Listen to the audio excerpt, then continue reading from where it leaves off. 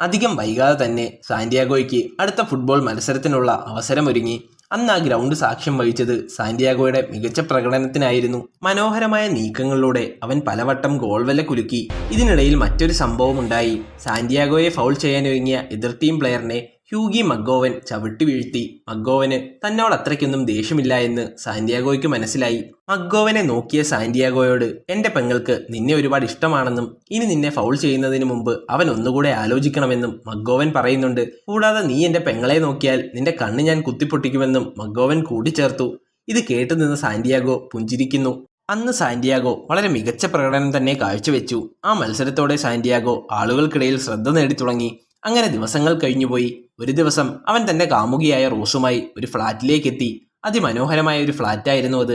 ഈ ഫ്ളാറ്റ് വാങ്ങാനും മാത്രം എവിടെ നിന്നാണ് ഇത്രയും പണമൊക്കെയെന്ന് റോസ് തിരക്കി. അപ്പോഴേക്കും അവളെ അത്ഭുതപ്പെടുത്തിക്കൊണ്ട് ഒരാൾ അങ്ങോട്ടേക്ക് കടന്നു വന്നു. സാക്ഷാൽ ഗെവിൻ ഹാരിസ് ആയിരുന്നു അത്. അവൾക്ക് കാര്യം മനസ്സിലായി. ഗെവിനും സാന്റിയാഗോയും ഒരുമിച്ചാണിപ്പോൾ താമസിക്കുന്നത്, അതും ഗെവിന്റെ ഫ്ളാറ്റിൽ.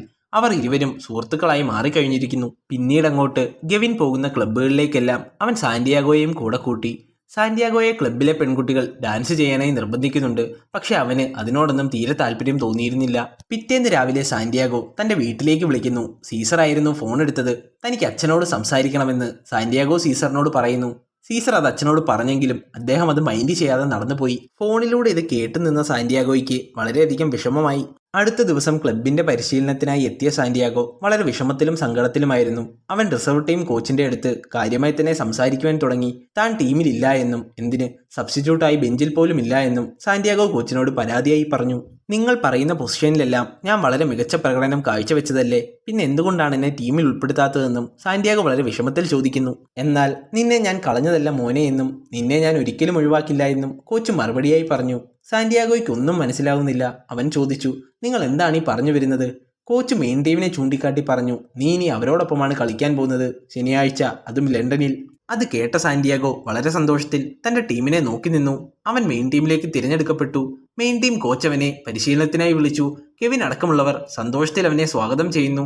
ആ നിമിഷം മുതൽ സാന്റിയാഗോ ന്യൂകാസ്റ്റൽ ക്ലബിന്റെ പ്രധാന കളിക്കാരിൽ ഒരാളായി മാറുകയായിരുന്നു. അധികം വൈകാതെ തന്നെ ലണ്ടനിൽ നടക്കുന്ന മാച്ചിലേക്ക് സാന്റിയാഗോയും ടീമും പറന്നിറങ്ങി. ഏതാനും നിമിഷങ്ങൾക്കകം മത്സരം തുടങ്ങുവാൻ പോകുന്നു. ഗ്രൗണ്ടിലേക്ക് ഇരു ടീമുകളും കളിക്കാനായി ഇറങ്ങി. അടുത്ത നിമിഷം തന്നെ കളി ആരംഭിച്ചു. കളി തുടങ്ങി കുറച്ച് നിമിഷങ്ങൾക്കുള്ളിൽ തന്നെ ഗെവിൻ ഹാരിസിന് ഗോളടിക്കാൻ ഒരു അവസരം ലഭിക്കുന്നു. എന്നാൽ അയാൾ അത് പാഴാക്കി കളഞ്ഞു. കളി കണ്ടുകൊണ്ടു നിന്ന കാണികളും ഫാൻസുമെല്ലാം അവനെ കുറ്റപ്പെടുത്തുവാൻ തുടങ്ങി. ഇതിനിടയിൽ മറ്റൊരു സംഭവമുണ്ടായി.